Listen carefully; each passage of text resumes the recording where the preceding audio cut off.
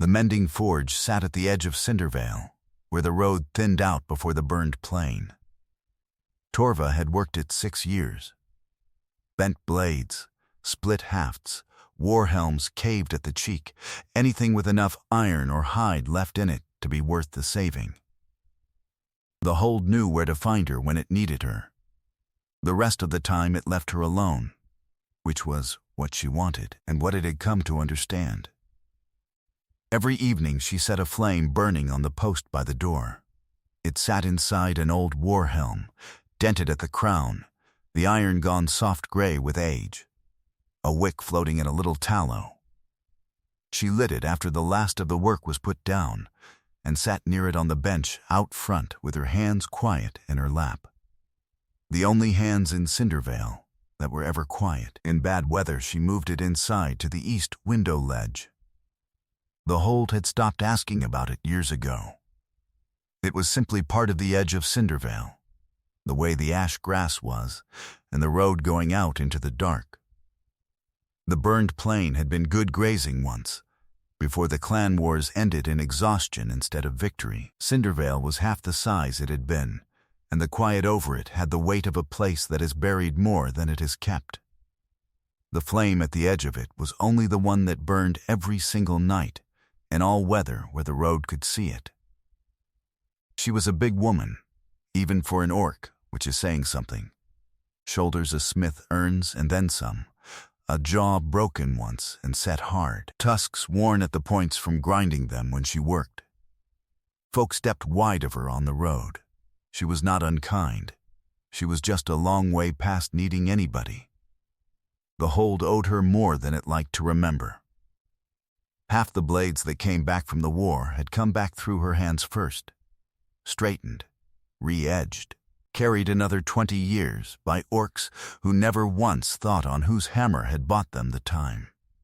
If this story finds you somewhere warm tonight, do one small thing for me. Write in the comments which town the winter finds you in.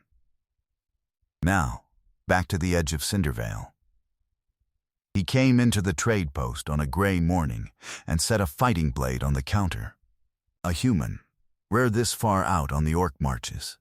Tall, lean, weathered brown by a lot of road, with a stillness most men his size never learned, and the kind of plain, hard-used face you would pass 100 times and never place. The blade was good under everything that had been done to it, but the tang had worked loose, and it had started to ring, that faint loose ring of a thing coming apart from the inside. Ogda behind the counter felt the pin where it sat wrong and laid the blade back down.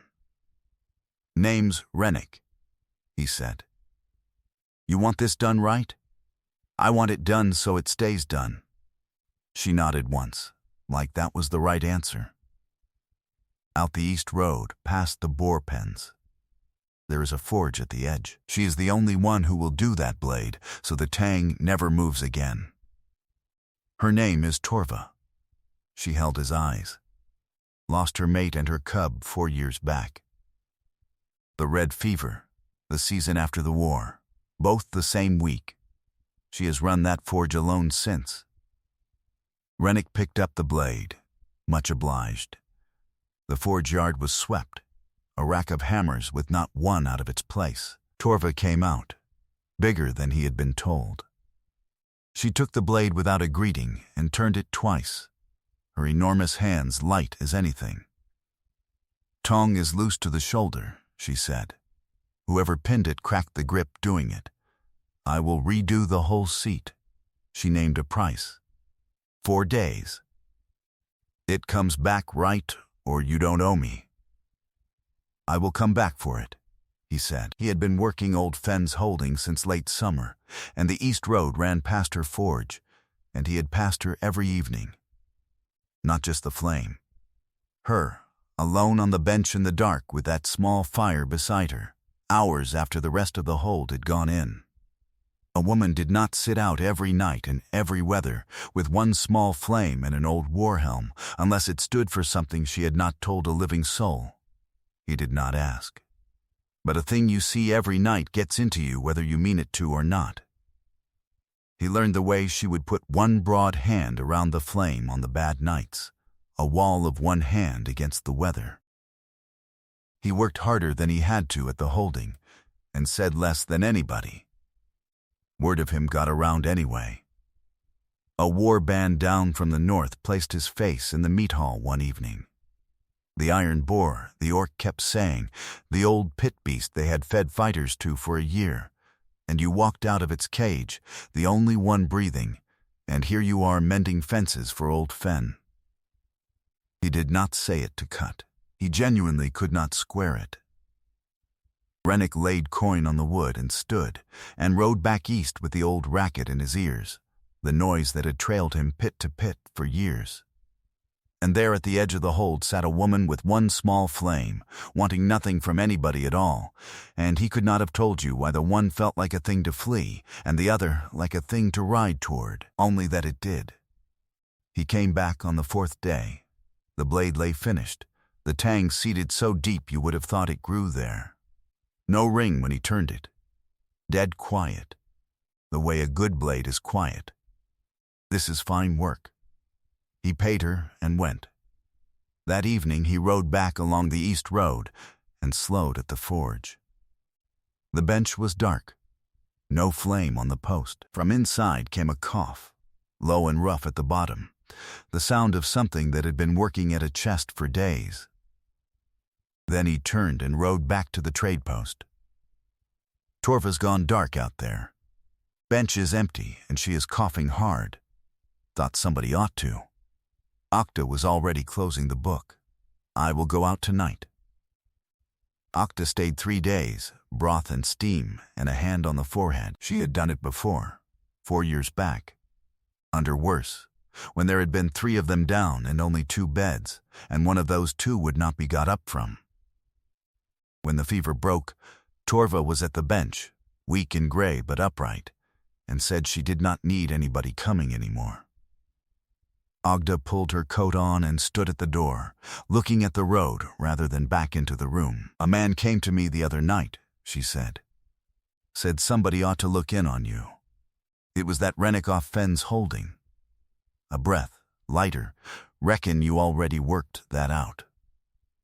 The door swung shut, and Torva looked at the gray empty road a long time before she went back to work. The next week, drawing level with the forge, he heard it. A man's voice. That flat patient kind a man uses when he has already decided how a thing is going to end. Torva stood in her doorway with a finished saddle rig in her hands, shoulders set. The teamster wanted to pay less than they had agreed. He was leaning on her slow and steady, because she was a woman and alone, and he had figured those 2 things added up to a discount. She did not need saving. And Rennick, stopping his mount in the road, could see plain enough that she did not. The thing was that she had been standing alone in that doorway against exactly this kind of slow grinding pressure for 4 years every single time, and not once had anybody come up the road and stood at her back while she did it. Everything all right here? Not loud, not aimed at the teamster. Just a question off the road, in the easy voice of a man only checking. The teamster turned.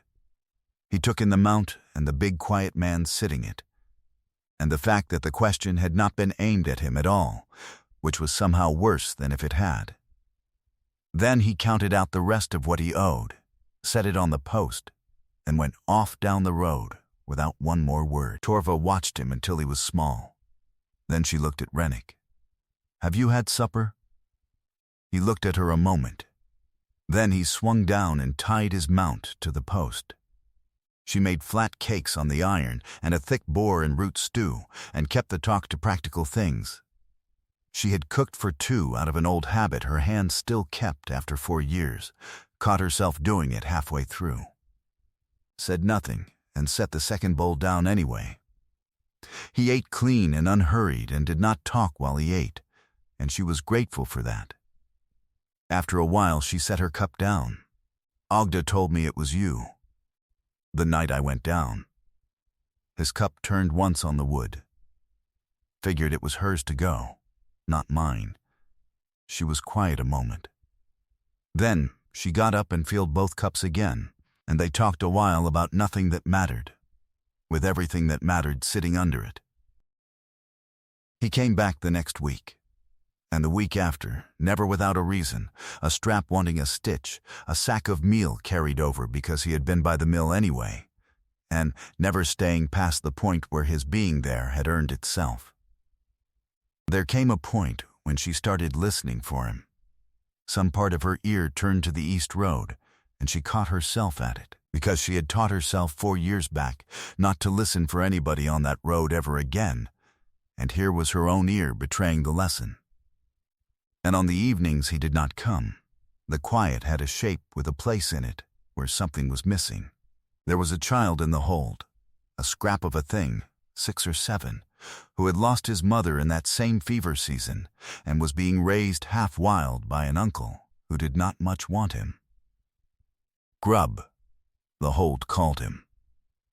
He had taken to standing at the edge of the forge yard, watching the sparks come off the iron the way a moth stands off a flame it cannot make sense of, and cannot leave. Most days Torva let him stand, until one cold afternoon Rennick came down early and found the boy shivering in a coat gone thin at the elbows, and Torva down on one knee in the yard, fitting something into his hands. A pair of work mitts cut down small and stitched new, good leather she had had no order for. "Your hands stay warm," she was telling him, low and gruff. "Cold hands, you go home. That is the trade." The boy pulled the mitts on solemn as a judge, and Torva worked and pretended not to keep an eye on him, and kept one. Rennick said nothing, then or after. But he had seen the thing that crossed her face before she got it set hard. One evening over the stew she asked him about the pits. She did not dress it up. "They say you fought the Iron Boar." "Fought a lot of things for a while," he said. "And won, and won." "The fighting or the crowd?" she asked. "Both, like." He set the cup down. "A crowd changes what a thing is. You take a man's worst day and put 200 throats around it screaming, and it stops being his. They cheer the part that ought to make a person sick. I was good at it. That is the trouble with it. I was good at the thing I should have been ashamed of, and they loved me for the part I could not stand." After a while he went on into it. The Iron Boar, that last one. The crowd had gone strange by then. It came to see the boar take somebody apart. And when it was done I stood in the wet sand with the whole pit up on its feet, screaming my name, throwing coin, and I felt nothing, just a long way off from every one of them. That is when I knew. A man who feels nothing standing in the middle of 200 orcs loving him is already gone somewhere they cannot follow, and he had best go find out where, before the going is the only thing left of him. She thought about it after he had gone, about the flame nobody had ever watched her light, and how it had meant everything precisely because of that. He took to coming earlier as the evenings drew in, and she took to letting him, and the letting was its own kind of saying. He was no smith. He made that plain the first time she put a hammer in his hand. "Your wrist is gone in an hour like that. Choke up on it. Let the weight do the work." He choked up. It still went wrong. She made a sound low in her throat that on anybody else would have been a laugh. "You killed the Iron Boar," she said, "and you cannot hold an anvil hammer." Different hammer. It is the same hammer. Felt different in the pit. He got it right the third time, and she grunted, and there was a thing in the grunt that had not been in any sound she had made at him before. He came back the next evening, and held the hammer wrong half the time on purpose, just to draw that sound out of her again, and she knew exactly what he was doing, and let him do it. And she found she liked the teaching of it. She had not taught anybody anything in 4 years. She had not had anybody to teach. His work knife came to her without him meaning it to, left on the bench one evening, the edge worn back, the point gone stubbed. She put it to the stone, drew a new edge, trued the point, found the haft-pin working loose, the same fault his fighting blade had carried, as though the man wore all his iron loose the way other men wear it tight, and seated it cold and clean.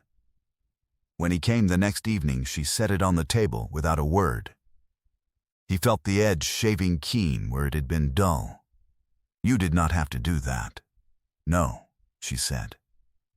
"I did not." He did not thank her in words, and she would have thought less of him if he had. But something in the room had shifted a half-inch that evening, and it stayed shifted. The reaching went both ways now, and they both understood it. Then one evening, finishing a piece at the bench, not looking at him, she said, "People have been careful with me for a long time. The whole hold went soft-footed around me, like I was a cracked casting that would come apart if anybody breathed wrong near it. 4 years of it." She reached for the next piece. "I did not know how much I minded it until you came around and didn't." The fire ticked. He did not fill the space she had left, but it sat there in the room after she said it, the way a true thing sits, and they both knew it did. A heavy job came in near the end of the month. A freight sledge runner the length of a tall orc, sprung and twisted. 2 orc work at the least. Rennick looked at the runner, and at her, and took his coat off and hung it on the peg without being asked. They worked it into the night, she at the anvil with the big hammer, him on the tongs, laying the long iron on the horn exactly where she wanted it before she had to say. It is the kind of work 2 strangers cannot do. It wants a thing between the 2 pairs of hands that is closer to one mind than 2, and they found, somewhere in the heat and the ring of it, that they had that thing between them. Had it without trying. When the runner lay dead straight and cooling, they stood breathing hard, soot to the elbows, and something passed between them that was not said and did not need saying. 2 people who had just found out their hands fit the same work. It was that night, or one close to it, that she put the question to him straight. "Why do you keep coming out here, Rennick?" He did not answer quick. "Most places I have been," he said finally. "A body wants something off you the second you walk in. Wants you to be the man who killed the Iron Boar, or to fight, or to settle a score. Or just to stand near so they can say they stood near you." He set the cup down. "You never wanted a thing off me. First place I have been in years where I could just be the man holding the tongs, and that was enough for the room." He looked at her, level that is worth riding out for.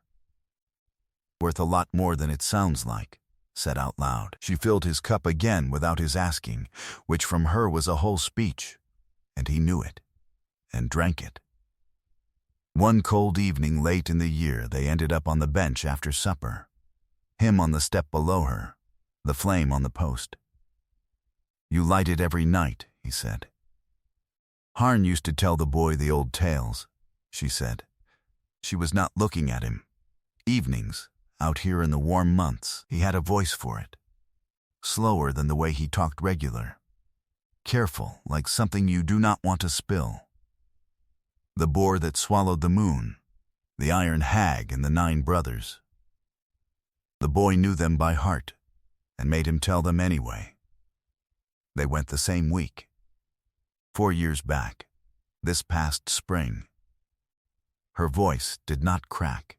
It just went very level, the way a thing goes when a person has carried it so long they have found exactly how to hold it without spilling. "I sat out here the first night after, because I could not be in there, and I lit the wick because the dark was." She stopped. "I do not know what the dark was.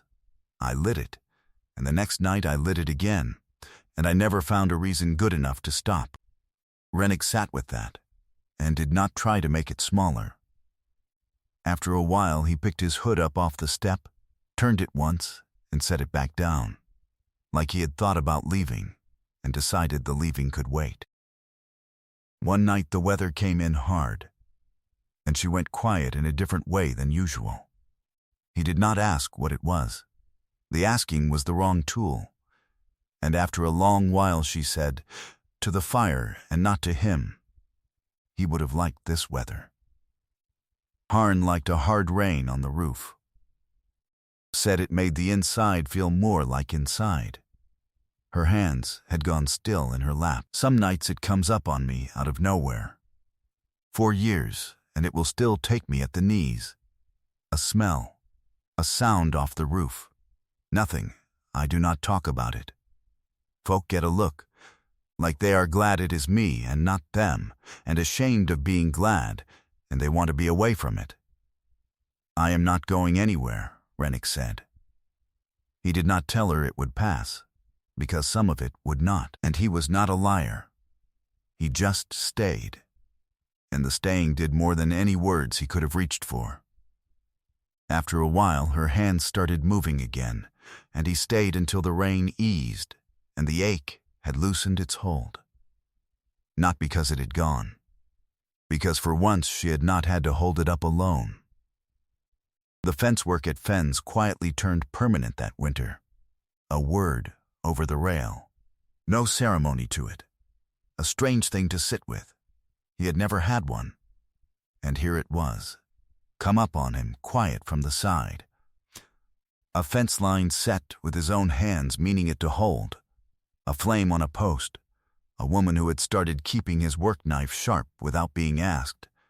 The whole architecture of a staid life built up around him, a board at a time while he was not watching. And he found he was not looking for the door. For the first time in more years than he wanted to count, he was not. There was a thing on the high shelf at the back of the forge he had never asked about. A small blade no longer than a finger, beaten out crude and lopsided by a hand that had not yet learned to hold a hammer, the worst piece of iron in the whole forge, and it sat up there where the good light never reached, kept clear of dust. He had understood it since the night on the bench. A first blade, a child's first try at the work his mother did, and saved. Not because it was any good, because of whose small hands had ruined it in the making. One evening she came in from the well and caught his eyes up on it, and for a breath the old hardness came up in her face, the fence going up. Then it did not. Because he was not reaching for the thing, was not going to make her take it down or talk about it. He was only letting his eyes rest on it, the way you rest your eyes on a thing you have understood and decided to honor by leaving exactly where it sits. She set the bucket down, and the little ruined blade stayed up on its shelf in the dark, kept the way the flame was kept, the way she kept everything that was hers to keep. One deep cold night he set his cup down and looked at the flame on the ledge a while. "Tell me one," he said. She looked up. "One what?" "One of the old ones. The boar that swallowed the moon." "You said he told them careful. I would like to hear one told that way." Then she set her own cup down, folded her hands on the table, and looked at the flame instead of at him, and she told him the boar that swallowed the moon. She told it badly at first, flat and quick, but somewhere in the middle of it she found the other gear, the slow one, the careful one. The one that carries the words the way you carry a brimful cup across a dark room. And he understood, hearing it, that she was not putting on Harn's voice. She was finding her own slow voice. For the first time, because the one who had had the voice for it was 4 years in the ground, and somebody had finally sat in this room and asked to hear the old tale again. When she came to the end, the fire had burned low. "That is a good one," he said. "It is a good one," she agreed. Something in her had been let down off a high shelf that night and set out in the light, and it had not broken in the setting down. He did not sleep much that night. He had moved his whole life, a man who went, and somewhere in the last months the coat had come off, without his ever once deciding it. He kept thinking of her broad hand coming up around the flame on the windy nights, a wall of one hand against the weather, and that a man could spend the rest of whatever he had being that wall, and call it the best work he ever did. He got up before light and rode the east road out in the gray, with the words already said in him. She was at the bench the next morning, a harness strap drawn through both hands, when she heard him come through the door. That was wrong, the time of it. He came in the evenings. He stood in the forge with his hood in both hands, square on his feet. "I have spent a long time moving," he said, "pit to pit, holding to holding.